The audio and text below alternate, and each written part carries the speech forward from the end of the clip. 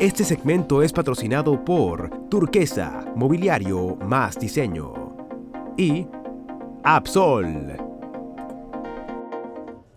Saludos a todos, bienvenidos a este espacio al que nosotros le hemos dado como un espacio en la parrilla de Acento TV para hacer recuentos, para conocer un poco más temas que se abordan en la redacción de acento.com.do, para conocer más a fondo temas de actualidad que han surgido en el año y que quisiéramos conocer un poquito, y por qué no entretenernos también en un futurito con temas de deportes, de moda y demás. Hoy me acompaña una periodista de Acento, Natalie Faxas. Bienvenida, Natalie. Hola, Nicole.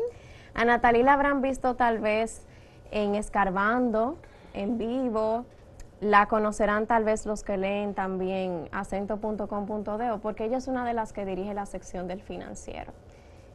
¿Tú quieres resumir un poquito el trabajo que tú haces en la redacción? Mira, Nicole, te agradezco este espacio, porque si bien tú dices, bueno, vamos a dejar un poco para después los temas un poco más divertidos, pero en efecto lo que nosotros desde Acento hemos tratado de hacer es precisamente tratar que la gente se interese un poco más de los temas relacionados con economía, que a veces son un poco técnicos, que no son para todo el mundo, pero la idea ciertamente es que más gente se interese y que pueda seguir consumiendo esta información, porque al fin y al cabo es información que está día a día en las decisiones que tomamos diariamente. Entonces, de verdad que te agradezco este espacio. Y como dices, sí, ciertamente el día a día es tratando ciertamente de buscar como esos toques de actualidad. Toques de actualidad que busquen como un poco entretener, pero también informar.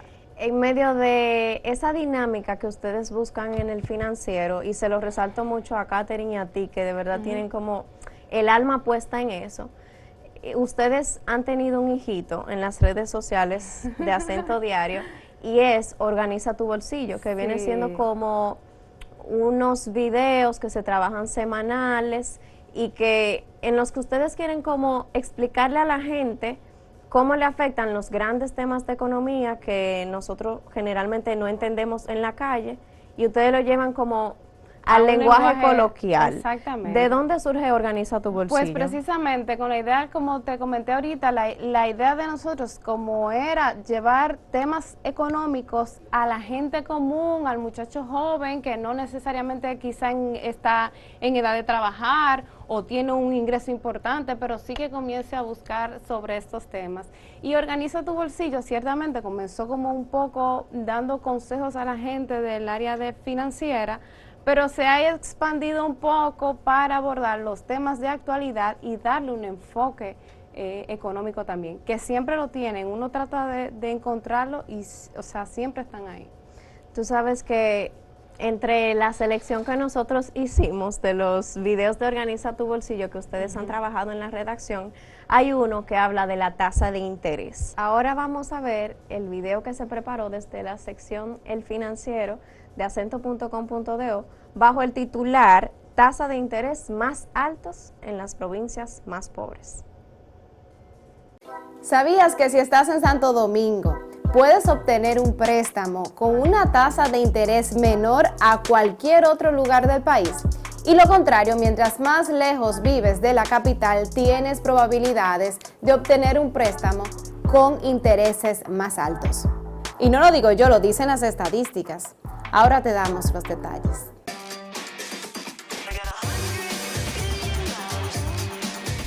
En el Distrito Nacional y Santo Domingo es donde se concentra el 68% de los préstamos que otorgan las entidades de intermediación financiera, seguido de la región norte con el 19%, el este registra un 8% de la cartera de crédito y el sur apenas el 5%.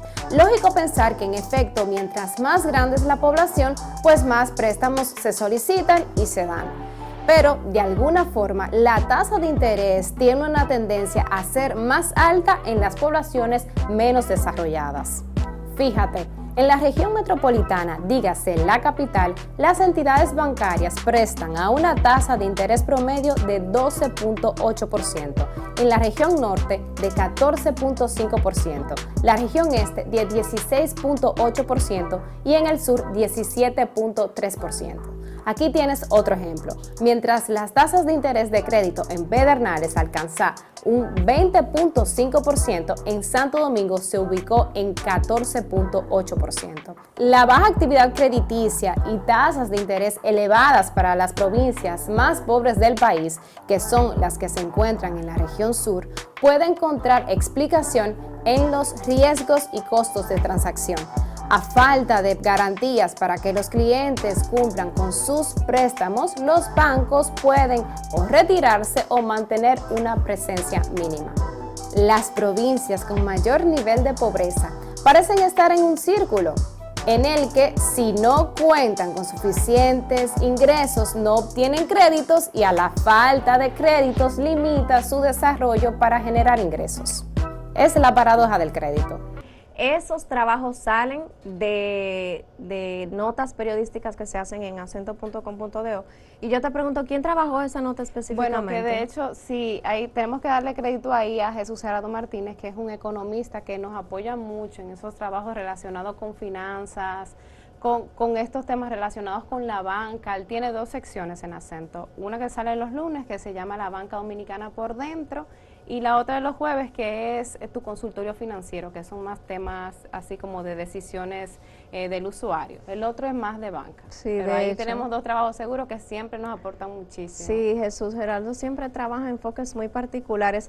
Yo en su momento yo pensé que él era bloguero. No, es una persona que conoce mucho, pero también es profesor. Entonces quizás por eso es que es tan llano en los artículos que presenta. Natalia, hay otro tema que ustedes trabajaron en Organiza tu Bolsillo, y es un tema que se habla aquí desde el 2012. Ay. Todos los presidentes se pasan la bola como si estuvieran jugando a la sillita caliente. Eso pasa de presidente en presidente. Incluso Abinader en su momento declaró que sí, que él iba por eso, y de repente... Y se montó en la ola. De repente salió huyendo. ¿Qué tema es ese? El de la reforma fiscal. Totalmente.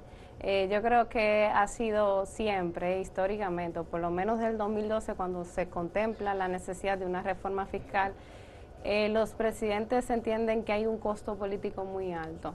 Y yo creo que eso ha sido parte de la decisión de ahora. Y también tengo la información que me ha llegado desde la parte que trabaja como esa área de economía, de que la decisión no se tomó ahora, pero si bien el gobierno quiere como un poco allanar el terreno para que cuando pida impuestos sea porque de alguna forma la gente ve que la casa, dígase el gobierno, se ha ordenado, es decir, que ha un poco cuidado las formas en el gasto. Ha sido, o sea, que ha gastado inteligentemente, que es lo que mucho les reclamo que la sociedad le hace.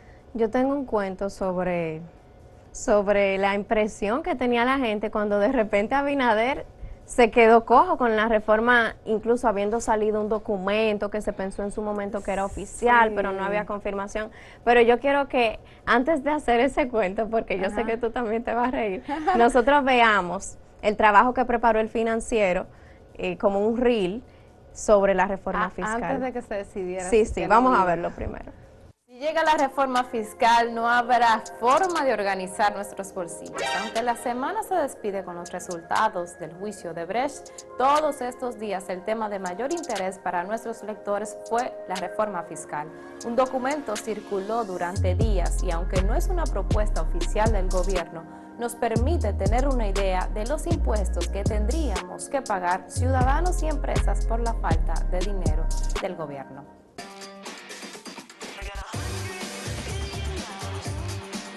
Lo primero es decir que la reforma fiscal, como su nombre lo dice, es una reforma a los mecanismos que tiene el gobierno para captar ingresos a través de los impuestos.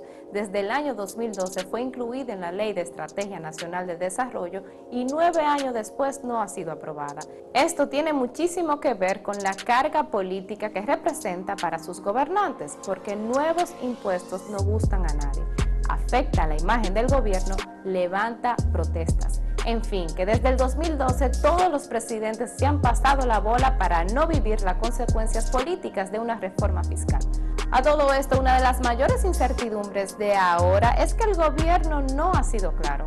El mismo presidente dijo al inicio de su mandato que la reforma fiscal se aplicaría en 2022 y que el Consejo Económico y Social sería donde se iniciarían los debates con todos los sectores.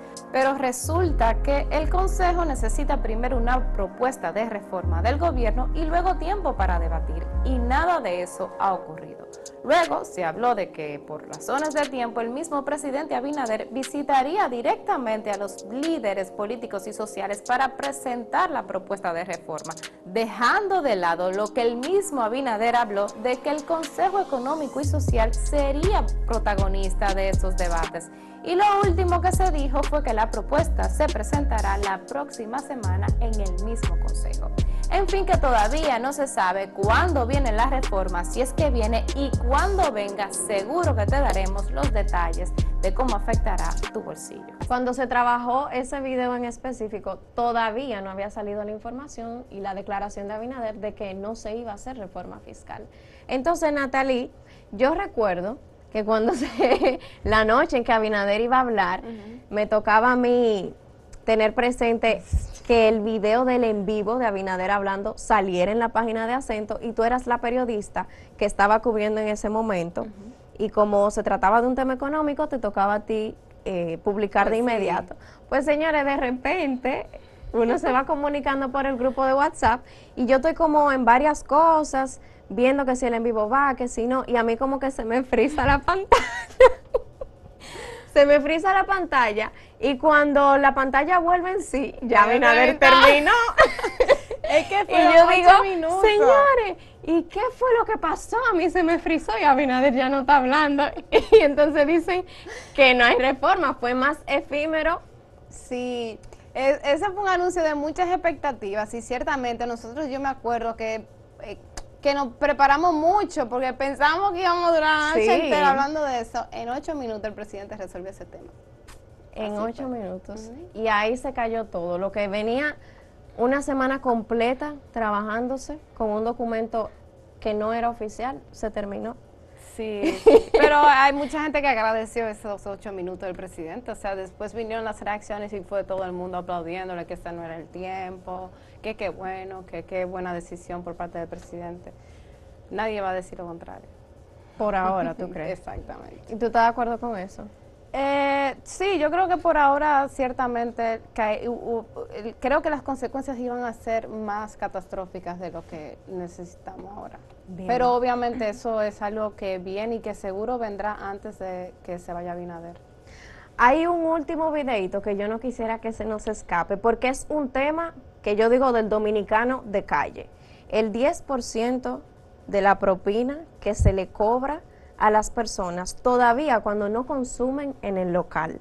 ¿A cuántos de nosotros no nos habrán cobrado ese 10% y no nos hemos dado cuenta? A todo el mundo. A todo el mundo. Esa fue una decisión de la Suprema Corte de Justicia que volvía como otra vez a puntualizar ese tema. O sea, a decir, o sea, a establecer, ¿verdad? Claramente, porque eso era algo como que venía, o sea, lo que hizo la Suprema Corte de Justicia fue como ratificar o algo así la decisión, ¿verdad? Que previa, que ya había tenido un tribunal relacionado a ese tema. Y bueno, básicamente es como tú dices, o sea, es que eso lo vemos diariamente. Nos cobran, aunque no... Hay gente, de hecho, el sector turístico siempre ha estado como en contra de que eso no se cobre, porque entiende que eso no va directamente, que a quienes finalmente no beneficia o perjudica la decisión es a los empleados, que de por sí es el sector que menos paga, el sector turístico y relacionado con esa área. Pero al final es también un derecho del consumidor. Sí, bueno, definitivamente, recuerdo cuando hablábamos de eso, Edgar, que viene siendo el diseñador en acento.com, decía que una vez él compró un, yo no sé si puedo decir la marca, pero bueno, él compró algo en un hamburger. Sí, él compró un hamburger, señores, de comida rápida. y él no consumió en el lugar, pero él vio que le cobraron el 10% y aunque eso costara menos de 200 pesos, él fue y reclamó su 10% y se lo tuvieron que devolver. Así que ciudadano, sépalo y mire este video que le va a servir mucho para conocer más sobre el tema. Seguro que te han cobrado en la factura el 10% de propina cuando compras comida en un restaurante, aunque la orden sea para llevar o la recibas por delivery en tu casa. La Suprema Corte de Justicia ha ordenado recientemente a los restaurantes y bares que cobren la propina solamente si se consume en estos establecimientos.